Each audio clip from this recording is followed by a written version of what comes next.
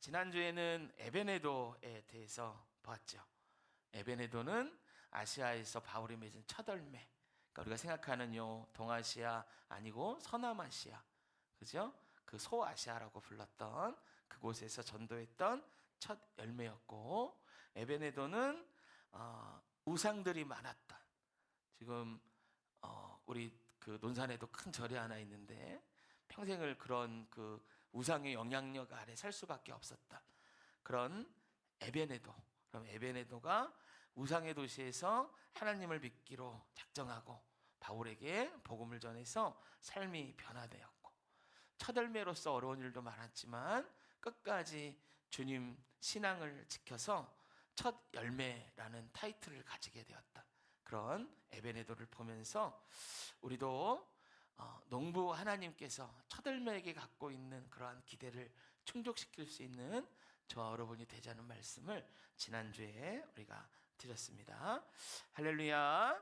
자, 오늘은 마리아에 대해서 우리가 함께 보도록 하고요. 12절에 두루 베나와 두루 보사 그리고 버시에 대해서도 우리가 함께 말씀을 나누도록 하겠습니다. 마리아는 여성이에요. 여성의 이름이고요. 높여진 자라는 뜻입니다. 마리아라는 이름이. 성경에는 마리아가 많이 나오죠. 그 중에 로마서의 마리아, 다른 사람입니다. 성경에 7명 정도의 마리아가 나와요. 다 다른 사람들이에요. 그래서 오늘 로마서의 마리아도 다른 마리아입니다. 우리가 복음서에서 보는 마리아와 이따가 제가 이 마리아들에 대해서도 한번 설명해 드릴게요. 자, 이름이 주는 정보로 보면 마리아, 전형적인 유대인의 이름이에요. 그래서 유대인일 가능성이 크죠. 오늘 로마서에서 바울이 마리아에 대해서 말하기를 이렇게 말합니다. 너희를 위하여 많이 수고했다. 이렇게 얘기하는 거예요. 수고를 적게 한 게 아니고요. 많이 했다라는 거예요. 수고를 어떤 행사했을 때 한 번 한 게 아니고요. 평생을 그렇게 많이 수고했던 사람인 것입니다.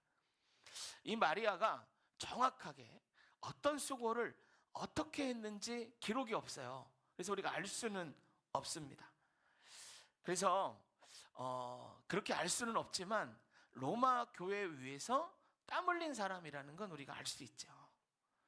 그래서 이게 정확하게 알 수 없지만 이 수고했다라는 이 말이 다른 성경 어디에서 쓰였나를 살펴보면 로마서의 마리아가 이러이러한 수고를 했던 사람이겠구나라고 짐작할 수가 있습니다. 이 수고라는 말은 헬라어 동사 코피아오라는 말이에요. 제가 신학교에 다닐 때 헬라어 단어 시험을 봐요. 우리가 영어 단어 시험 보듯이 이제 헬라어 단어 시험을 보거든요. 근데 저희가 일상으로 쓰는 단어가 아니니까 그냥 외우려면 어려워요. 그래서 우리말로 비슷하게 만들어서 이게 연산 기억법으로 외운단 말이에요. 그래서 만약에 제가 이 코피아노를 신학교 다닐 때 시험을 봤다면 아마 이렇게 외웠을 거예요. 코피나네. 이렇게 외웠을 거예요. 여러분 열심히 일할 때 코피나는 경우 있잖아요. 그래서 저는 이 코피아우를 코피나 이렇게 외웠을 거예요. 생각해보면 여러분 수고라는 우리말과 헬라어 코피아노가 좀 닮은 것 같아요. 여러 가지로 비슷한 점이 많아요.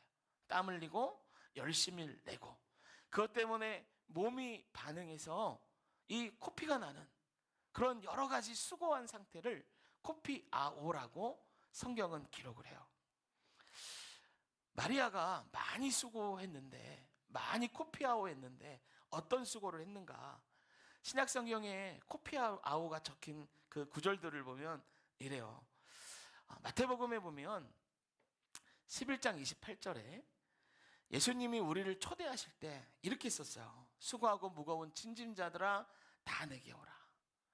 그러니까 수고하고 무거운 짐진자, 인생의 수고를 표현할 때 성경이 코피아오라는 이 단어를 쓴 거예요.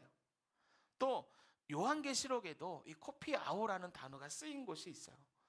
계시록 2장 3절에 보면 내가 참고 너희를 위하여 견디고 게으르지 아니한 것을 아노라. 여기 할 때 참고 견딘 게 뭐냐? 코피아오예요. 요한복음 4장 6절에는 예수님의 상태를 표현하면서 이 코피아오라는 그 동사를 썼어요. 단어를. 이렇게 얘기해요. 거기에 또 야곱의 우물이 있더라. 예수께서 길을 가시다가 피곤하여 우물 곁에 앉으시니 때가 6시쯤 되었더라. 이때에 피곤하여 앉으셨다. 이 피곤함을 표현할 때 코피아오라는 동사를 썼어요. 그러니까 이런 거예요. 너무 피곤해서 앉을 자리만 생기면 털썩 주저앉는 거예요. 이게 코피아오라는 거예요. 또 육체적인 노동을 의미할 때도 이 동사가 쓰여요. 누가복음 5장 5절에는 이렇게 얘기하죠. 시몬이 대답하여 이르되 선생님 우리들이 밤새도록 수고하였지만은 잡은 것이 없어 말씀에 의지하여 내가 그물을 내리리이다 하는 이때에 밤새도록 수고한 거. 밤새도록. 그런데도 잡은 것이 없는. 그러니까 결과를 보장할 수 없는 어떤 일에 밤새워 수고한 그 상황이 코피아오라는 거예요. 여러분 어떨 때 쓰였나? 수고하고 무거운 짐진 자, 이들의 인생의 수고에 뭔가 참고 견뎌야 하는 상황 가운데 피곤하여 주저앉아 있을 때, 밤을 새워 수고했을 때, 그때 코피아오가 쓰였어요. 여러분 이 상황들은 하나같이 다 편한 상황이 아닙니다. 힘들게 노력하고요, 육체적으로 정신적으로 피곤하고요, 영적으로 자기를 다 쏟아부어야 했던 그런 상황, 이럴 때 쓰였던 단어가 코피아오입니다. 이 단어를 통해서 로마서의 마리아가 어떤 수고를 어떤 상황에서 구체적으로 했나는 알 수 없지만 어떤 일을 했는가는 짐작할 수 있어요. 이런 수고를 조그만 사람이 아니라 많이 한 여인이라고 얘기해요. 로마서의 마리아는요, 교회를 위해서, 성도를 위하여, 사명을 위하여, 그리고 사도 바울과 같은 사역자를 위해서 정말 밤을 새우기도 하고 피곤하여 주저앉을 정도로 열심을 내고 눈물과 땀을 흘리며 헌신했던 여인이었던 거예요. 그리고 여러분 6절에 보면 이렇게 얘기하거든요. 너희를 위하여 많이 수고한. 이건 과거형이에요. 그러니까 이 과거형의 이 단어를 보면서 뭘 유추할 수 있냐면, 아, 이 여인은 로마 교회의 초창기 멤버였구나, 우리가 알 수 있어요. 그러니까 로마서의 마리아는 교회가 세워질 때부터 바울이 로마서를 기록하는 지금까지 교회를 위하여, 바울 같은 사역자를 위하여, 자기의 사명을 위하여, 성도를 위하여 헌신했던, 수고했던 여인인 거죠. 여러분 아까도 말씀드렸지만 성경에 보면 많은 마리아들이 나와요. 제가 로마서의 마리아라고 부르는 이유도 여기 있죠. 그들과 구분하기 위해서 그런 거예요. 여러분 근데 놀랍게요, 성경에 보면 마리아라는 이름을 가진 여인 중에는 한 사람도 악인이 없어요. 다 이렇게 수고하고 애쓴 사람이에요. 마리아의 이름이 마테마가, 누가, 요한에 나오고요, 사도행전과 로마서에 나와요. 이렇게 많은 마리아가 나온 이유는 아까도 말씀드렸죠. 7명이 나오는 거예요. 7명이. 근데 다요 코피아오한 사람들이에요. 수고한 사람들이에요. 여러분 가장 유명한 마리아 누가 있을까요? 딱 떠오르는 마리아, 예수님의 어머니 마리아. 두 번째 마리아는요, 7 귀신 들렸다가 예수님이 쫓아내준 마리아, 막달라 마리아예요. 이 여인은 그 뒤로 예수님을 따라다니죠. 그리고 복음서를 읽어보면 항상 예수님을 따르는 여성 무리 중에 첫 번째로 이름이 나와요. 그러니까 이 예수님을 따르는 그룹들 중에 아마 대표자가 막달라 마리아였을 거예요.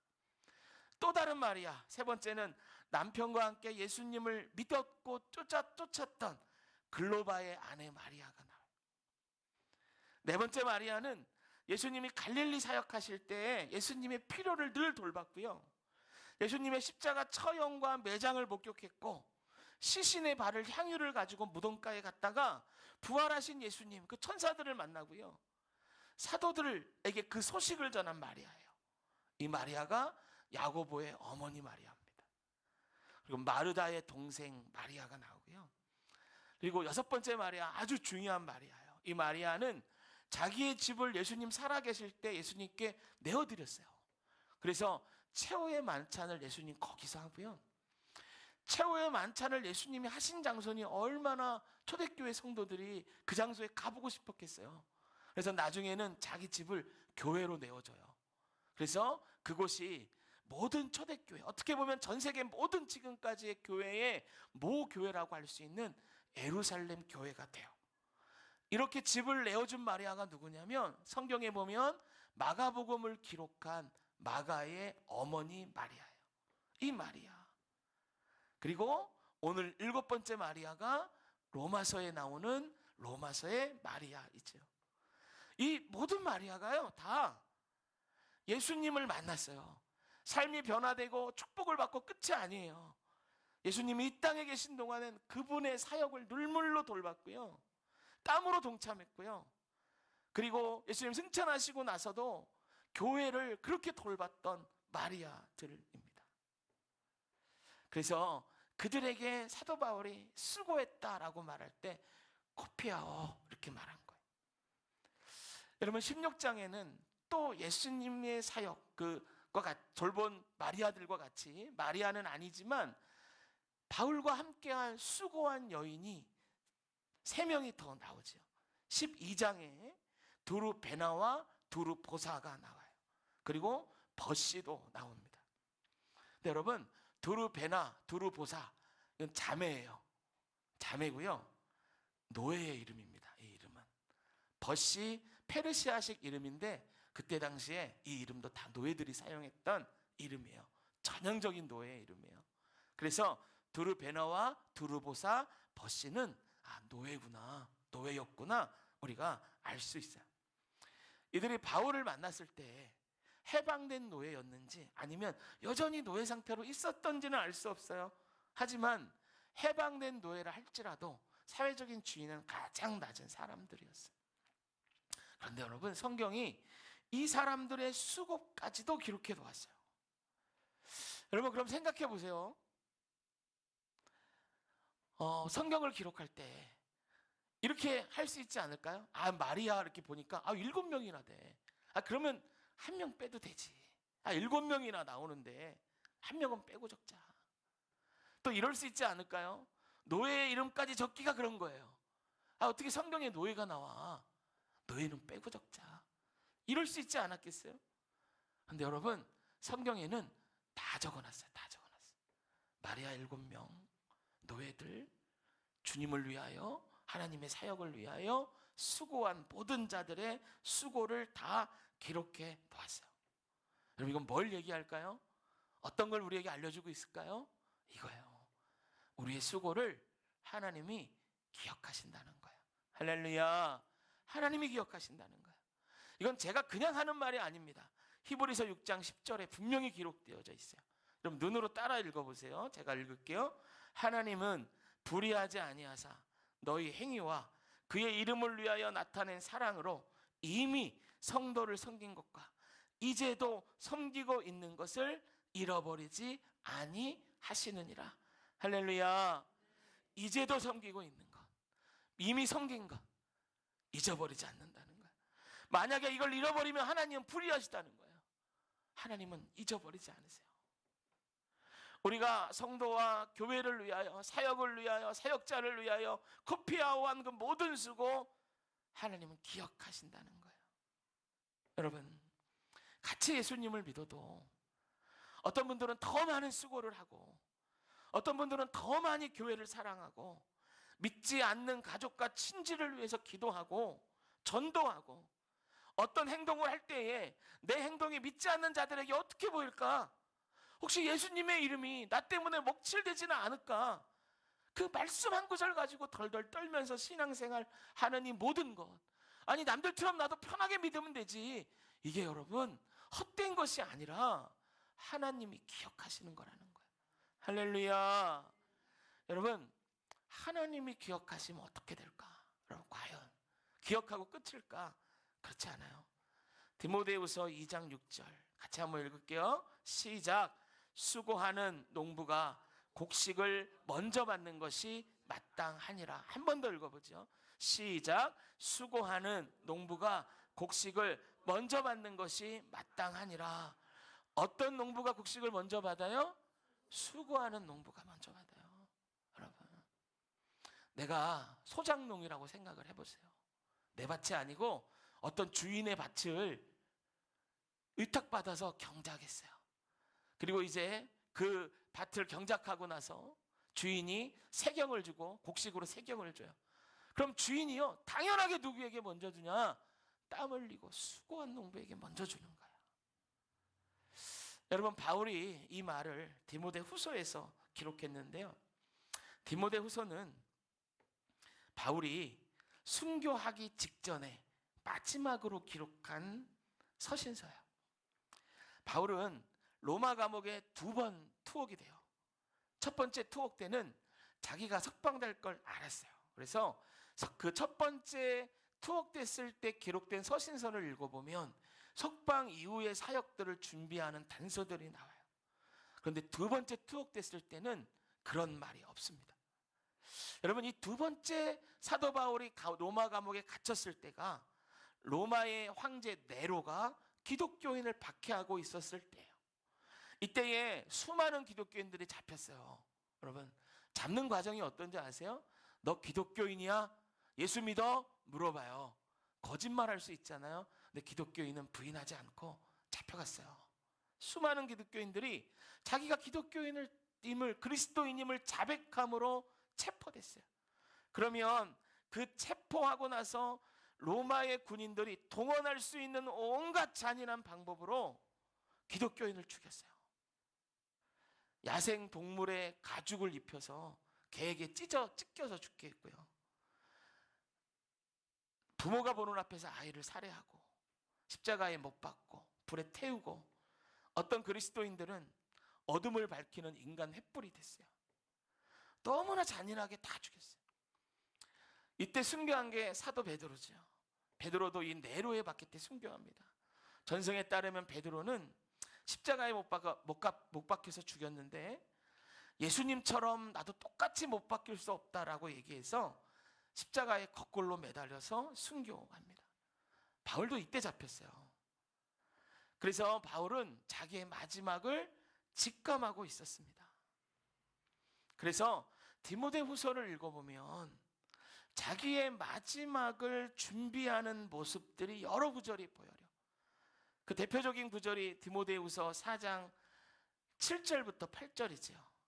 여기에 보면 제가 중요한 단어만 이렇게 말씀드릴게요. 선한 싸움 싸우고 나의 달려갈 길 마치고. 다 마쳤다는 거야. 자기는 이제 다 마쳤다라고 얘기하는 거야. 여러분, 바울이 쓴 어느 서신서에도 나의 사역을 마쳤다라고 말하는 적이 없어요. 순교를 앞두고 마지막으로 쓴 책 디모데후서에만 이 말이 나와요. 달려갈 길 마치고 이제 이후로 나를 위하여 의의 면류관이 예비되었으므로 이제 예수님 만나면 예수님이 나에게 면류관을 주실 것이다 말하고 있어요. 여러분, 바울은 디모데후서를 쓸 때 자기의 선한 싸움이 끝났다는 걸 알았어요. 이제 풀려나지 않을 거라는 것도 알았어요. 그래서 자기의 영적 아들 디모데에게 편지로 남긴 유언 같은 글이 디모데후서입니다. 얘기하는 거예요. 난 이제 면류관 받을 거야. 내겐 의의 면류관이 준비되어 있어. 그럼 생각해 보세요. 디모데후서 2장 6절에 수고한 농부가 곡식을 먼저 받는다고 얘기했어요. 디모데후서는 바울이 마지막으로 쓴 서신서예요. 그러면 바울은 디모데후서에서 수고한 농부를 누구라고 얘기하는 걸까요? 누구라고 얘기하는 걸까요? 자기 자신이에요. 자기 자신이요. 여러분, 따라해봅시다. 자기 자신. 바울 자기가 수고한 농부라는 거예요. 그러니까 나는 하나님 만나면 먼저 곡식 받는 사람이야. 여러분, 이 고백을 우리가 이해해야 돼요. 바울은 수많은 서신서에서 수고한 농부들을 다 소개했어요. 다 송배했어요. 여러분, 예수님이 말씀하시죠. 내 아버지는 농부라. 이건 하나님에 대한 비유잖아요. 그죠? 그러니까 지금 바울이 얘기하는 이 농부라는 거하고 틀린 거예요. 수많은 농부에 대해서 소개했어요. 로마서의 마리아, 베나와 드루바사, 버시 다 수고한 농부들이죠. 이 명단에 나온 23명의 사람들 다 수고한 농부들이죠. 수많은 동역자들 다 수고한 농부들이죠. 그리고 나서 마지막 글에 자기에 대해서 얘기하는 거예요. 내가 수고한 농부야. 나도 수고한 농부야. 하나님 앞에 가면 받을 면류관이 있어. 나를 위해 예비된 게 있어. 그러면 여러분, 수고한 농부가 먼저 받는 면류관이 뭘까요? 이렇게 얘기하죠. 의의 면류관. 나를 위해 예비되었다는 거예요. 바울 자신을 위해서 예비되었다는 거예요. 바울이 순교하는 그날에 예수님이 직접 사도 바울에게 이 면류관을 줄 거라는 거예요. 바울은 이걸 믿었어요. 이걸 알고 있었어요. 그리고 말합니다. 이건 나에게만이 아니라 주의 나타나심을 사모하는 모든 자들, 저와 여러분에게도 이런 면류관이 예비되어 있다라는 거예요. 할렐루야, 할렐루야. 여러분, 이 바울이라는 영화가 있어. 제가 마지막 장면에 막 너무 감동을 받아서 막 많이 눈물을 흘렸던 그 영화인데, 바울이 여러분 어떻게 죽냐면, 바울은 로마인이잖아요. 그래서 로마인은 십자가에 못 박지 않아요. 너무 잔인하니까 로마인은 금방 죽을 수 있는 걸 하거든요. 베드로는 유대인이니까 십자가에 못 박힌 거고, 로마인이었던 바울이 AD 66년 6월에 순교하거든요. 근데 바울은요 참수를 당해요. 목을 잘라요. 제가 성지순례 할 때 바울이 이제 목이 잘린 그 장소를 가봤거든요. 이렇게. 근데 그 천주교 쪽에서 얘기하는 전승이요, 그냥 내려오는 이야기에 따르면 목이 잘린 바울이 목이 텅텅해서 3번을 굴렀는데, 그때 3번을 굴르고 나서 눈을 감았다는 거예요. 여러분, 그 영화에서 보면 이제 바울이 참수당한 건 정설이거든요. 그건 맞는 거예요. 이렇게 목이 딱 잘리고 나서 바울이 어떤 그 사막 같은 데로 가요. 그럼 수많은 성도들이 바울을 마중 나와요. 영화에 이야기하는 거예요. 바울을 마중 나와요. 그리고 저기 보니까 어떤 청년 하나가 이렇게 오는데, 영화 중에 설명은 안 하는데 제가 보니까 스데반이에요. 스데반. 여러분, 스데반이 돌에 맞아 죽을 때 바울이 책임자였어요. 바울이 그 모든 걸 다 했던 사람이란 말이에요. 스데반이 나와서 맞아줘요. 그리고 먼저 죽은 그 순교당한 수많은 성도들, 거기 베드로도 있겠죠. 막 다 나와서 맞아줘요. 그리고 저기에서 예수님이 자기를 향해 걸어오면서 영화가 끝나요. 아주 얼마나 그 감동이 되든지요. 여러분, 사도 바울은 알았어요. 내가 죽고 나면 나에게 의의 면류관이 있을 거야. 난 수고한 농부니까 하나님이 내게 내 수고를 기억하시고 수고한 농부에게 먼저 곡식을 주실 거야. 그래서 AD 66년 6월의 어느 날은 바울이 순교한 날이기도 하지만, 사랑하는 예수님을 만나 수고한 농부인 바울을 위하여 예비한 의의 면류관을 받은 날이기도 한 것이죠. 할렐루야. 여러분, 우리가 이 말씀을 기억해야 돼요. 우리가 교회를 위해서 흘린 땀과 수고는 헛되지 않아요. 여러분, 교회를 위해서 코피아워 하면서 남보다 더 힘들고 치열하게 섬기고 그렇게 예수님을 따르는 분이 계시다면 기뻐하십시오, 여러분. 마귀는 이런 섬김이 헛되다 그래요. 너도 남들처럼 편하게 예수 믿으라고 속삭여요. 하지만 그렇지 않아요. 이런 우리의 수고를 하나님께서 기억하세요. 수고한 농부에게 면류관을 주시는 거예요. 여러분, 이런 상상을 해봅니다. 이건 성경에 나온 게 아니고 제 상상이에요. 우리가 교회와 성도를 위하여, 사명을 위하여, 사역자를 위하여 섬김과 수고를 할 때 영적 세계에서는 이 섬김이 우리 면류관의 재료가 돼서 올라가는 거예요. 누가 저한테 그 성경 나와요? 그러면 안 나와요, 여러분. 제가 상상하는 거예요. 상상하는 거. 설교를 준비하면서 제가 이 상상을 한번 해봤어요. 너무 아름다운 거예요. 너무 아름다운 거. 여러분, 세상 사람들은 썩어서 없어질 면류관을 위해서 일합니다. 하지만 우리는 영원히 없어지지 않는 면류관을 위해서 일할 수 있는 저 여러분 되시기를 축복합니다. 이런 기회가 우리 눈앞에 있어요. 이 기회를 붙잡는 거예요. 우리의 섬김을 기억하시는 하나님께서 우리를 수고한 농부라고 부르시고 마땅히 너무나 당연하게 수고한 자들에게 먼저 곡식을 주실 거예요. 여러분, 그런데 우리가 아무런 수고한 것도 없다. 하나님이 기억할 만한 수고가 우리 삶에 없다. 그러면 신앙생활은 날보다 편하게 했을 수 있어요. 하고 싶은 거 다 하고 즐기고 싶은 거 다 즐기고 신앙생활은 날보다 편하게 할 수 있어요. 그런데 주님 만날 날 어떻게 됩니까? 빈털터리가 되는 거예요. 빈털터리가. 우리가 주를 위하여 수고하고 했을 때, 우리를 만날 때 우리를 이렇게 부르시겠죠. 수고했다 내 종아. 여러분, 우리가 주님 만난 날 이런 말을 들을 수 있다면 우리 인생은 어느 것 하나도 헛된 것이 없을 거예요. 할렐루야. 어느 것 하나도 하나님 보실 때 헛된 것이 없을 거예요. 사랑하는 성도 여러분, 오늘 이 말씀을 기억하고 마지막 의의 면류관 받기까지 로마서의 마리아와 6명의 마리아, 두루베나와 두루보사, 그리고 버시처럼 충성을 다하는 저 여러분 되시기를 축복합니다. 할렐루야. 그래서 주님 만나는 그날 우리가 의의 면류관을 받읍시다. 우리에게 예비된 큰 상 받는 저 여러분 되시기를 축복드립니다. 우리가 마지막으로 히브리서 6장 10절입니다. 아까 제가 잠깐 보여드렸던 말씀인데 같이 좀 우리가 이 말씀 읽고 설교 마실까요? 같이 한번 읽습니다. 시작. 하나님은 불의하지 아니하사 너희의 행위와 그의 이름을 위하여 나타낸 사랑으로 이미 성도를 섬긴 것과 이제도 섬기고 있는 것을 잊어버리지 아니하시느니라. 우리 천천히 한 번만 더 읽어볼까요? 마지막으로. 자, 시작.